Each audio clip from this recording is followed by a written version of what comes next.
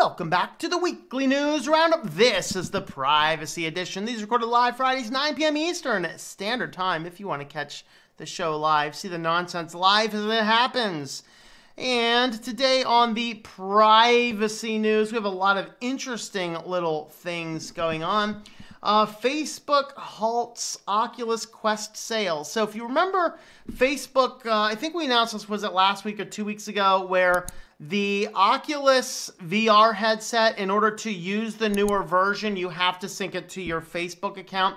Well, it turns out that that actually falls afoul of GDPR's coupling ban, and particularly Germany is really up in arms about that. So in order to, instead of fixing it, what they're doing instead is they're just saying, we just won't sell the stuff in Germany for a while. So if you are in Germany looking for the Oculus Quest, you're going to be waiting for a little bit because of the fact that they're forcing Facebook accounts to be used with the Oculus Quest. So that's kind of what they're doing there. And that's kind of, that's pretty much all we're going to say about that one, I think. All right, now, this is a neat little article. In this time, it's like, nobody's caring about the privacy as much as, we have to create this war in America of everybody against the police or something because, police are just running around, just intentionally want to kill everybody. Not really. But anyway, now, of course, that this whole anti-police thing is on a kick, then now people are getting all up in their arms about Ring doorbells. Doorbell cameras like Ring give early warnings of police searches and FBI. The FBI has warned. Well, maybe there is a good reason to have these. I mean, because, yeah, we ought to have this. But what's all this argument about, us against the police necessarily? That's insane. All right. So 2 leaked documents show how a monitoring tool used by police has been turned against them. So, of course, the Ring ties into all these police departments, and the police do all sorts of weird stuff with the Ring camera data. And now it just kind of turns out that, yeah, indeed, people can get the early warnings because if the police are getting ready to raid your place, they're doing a squadron roundup around the house, whatever. In fact, a friend of mine out in California, he had a neighbor that was doing weird stuff. And so he's like, I'm going to put up a security system. So he gets up a security system. So he's got 4 cameras, they're recording it, and he comes in, it's his thing to do after work, comes in after work, and he's watching the video footage. And it wasn't the neighbors right next to him, but all of a sudden he starts seeing all this activity at the house across the street. And he's seeing like unmarked cars go by and guys in machine guns hiding in bushes, and it's like all sorts of stuff. And then it ends up being a raid on the guy across the street's house. Turns out that the guy was he was robbing convenience stores, the next door neighbor, and his security footage picks all this up. Well, the police are finding the same thing. You get Ring, and they're starting to do all around. Your Amazon's going off. Hey, there's some weird activity going on. You're searching all the footage, and you're seeing some guy hiding in the bushes with an assault rifle or something there. Got my AR going, And then, so the Ring cameras are letting you know, But anyway, now of course that it's this whole let's defund and get all up in arms about the police. Now we're starting to hear about how bad Ring is. So I don't know, maybe I should start throwing on a mask to get around all the facial ID stuff. You'd think I'd be the first in line, but I don't know, maybe not. All right, next, new federal court filings found that Geofence warrants are unconstitutional, brought to us by the EFF. And so this was a court case that just recently went through an appellant process. Was it People versus Dawes, I think? Basically, what the people ruled is that the courts used, or the government used, a Geofence warrant. So the Geofence warrant is your phones are absolutely locking your locations and things, and there's different degrees of this. So there's like carriers can tell where you are based on the cellular pings. Not much you're going to do about that other than turn off the wireless data or any form of mobile data. And even then, they should be able to still see it. You got to turn the thing off. Pine phones have the switches, Librem 5 phones have the switches to turn those off. That's really the way to be private. But many of these smartphones, if you're tied into a Google account or other things, then Google also gets all this data. And so they went out and did Geofence warrants, which is when they say, okay, we want every device that has been within this range in this period of time. And the courts just turned out in an appellate process that that is unconstitutional because it is not a specific warrant targeting a specific person. So this is good news that geofence warrants hopefully will die out. We might need to see a Supreme Court case on this, and I don't think this is a Supreme Court. But anyway, we do have now some legal precedent to suggest that. All right, and ZTE announces the world's first phone with a behind-the-screen camera. Why is this in privacy section? Well, what do you know about a behind-the-screen camera with nothing there? Basically, it's all inside the usable space. Well, now you have a camera that you can't cover. And this is one of the biggest problems with having, we were going to put the cameras on the screen. So I don't want the screen. I want the camera on a bevel. So if I choose to, I can easily put a piece of tape there and not need it because I don't frequently use my cameras on my phone for anything, and I would like to block those off. I don't often do that because I'm running Lineage and I have enough confidence in Lineage that it's not necessarily spying, and the apps that I use are, almost non-existent. So I'm not super concerned, but that is a problem we have with this. You're going to actually take up usable space on your device if you are trying to cover this camera up. And frankly, look at this thing. It's like, oh, look at this. No, it's completely bevel-less. I don't want my phone to look like this.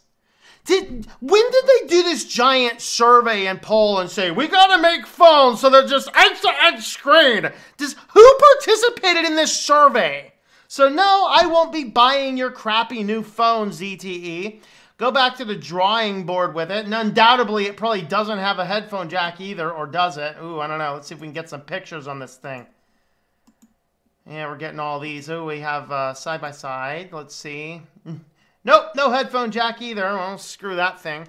Bad on multiple fronts. Well, anyway, what's not necessarily bad on multiple fronts? If you happen to need a website and you are looking for hosting, consider looking at A2 Hosting. This is one of my affiliates. This is where I actually host all my client websites on, I don't know, 30, 40 or so websites or whatever else, maybe more than that actually. I have 30 control panels in there, and some people have multiple sites. If you use my affiliate link there, tlm.li/A2H, that will help support the channel and get you a good deal on a web hosting server. You can get your shared servers as little as $3 for the first lease term that you buy it at. It'll be $9 on renewal if you buy it month to month. But even that, if you buy it a year in advance, the price will go down from there. You can do your VPS hosting, reseller, dedicated hosting, or things like that. All right, and on to our next story. Apple. They share details on nutrition labels coming to the App Store. So now inside of the App Store, you can click on an app and you can kind of see a variety of things. So what type of data is it collecting? So there's health and fitness, financial info, contact information, location data, things like that. All right. So with that being said, they're actually doing this. Like, this is a great thing for privacy. I got news for you though, guys. EOS that we did a video about not long ago, their app store already does this. I'm not completely sure I totally trust it. It'll be interesting to see if Apple does a better job at that. But EOS actually already does this. It gives you a score and tells you what trackers are being used and things like that. But anyway, Apple is going ahead there, and they are actually giving you basically a nutrition label of security and privacy in your device, which is a cool enough thing. I can get behind that. All right, and on to our feature story today. So Snowden's revelations were upheld as unconstitutional, which is very good news for us. Now, some of the background story here, this is not actually a case involving looking at what Snowden did, but there was this crazy chicken and egg question that Snowden had to come out and do this in order for these to actually be challenged. So in other words, somebody had to become the enemy of the state in order for the government to be tried on what is constitutional or unconstitutional. And he just said, hey, I'll be it. Why not?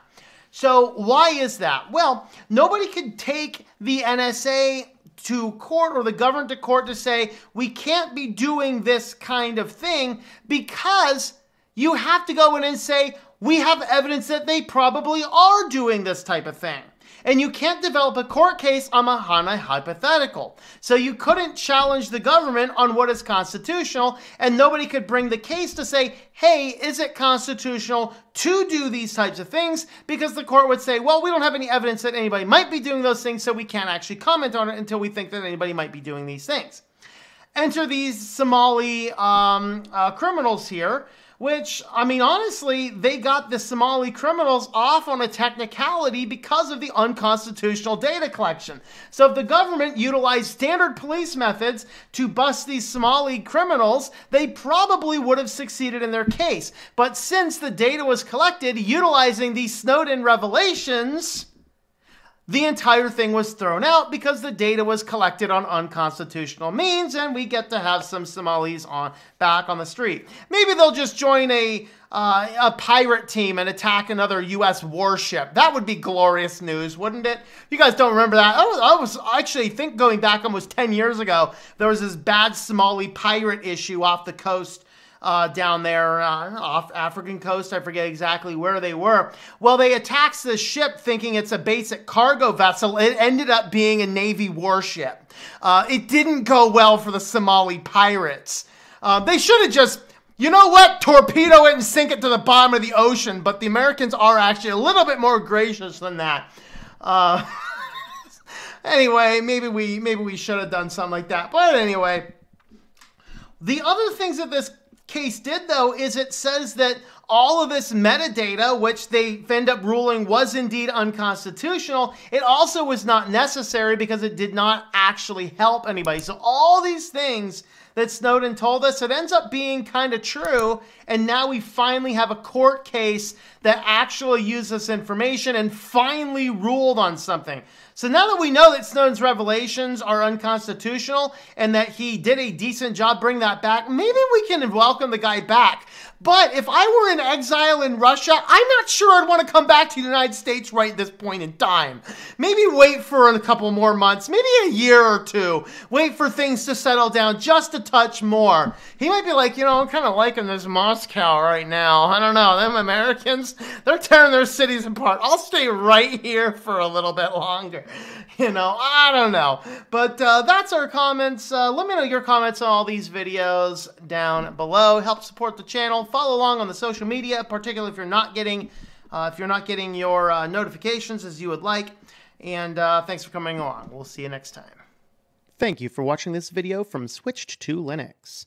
This channel would not be possible without the backing of the program supporters scrolling on the screen now. You can be a supporter at Patreon at patreon.com/TOMM or at thinklifemedia.com.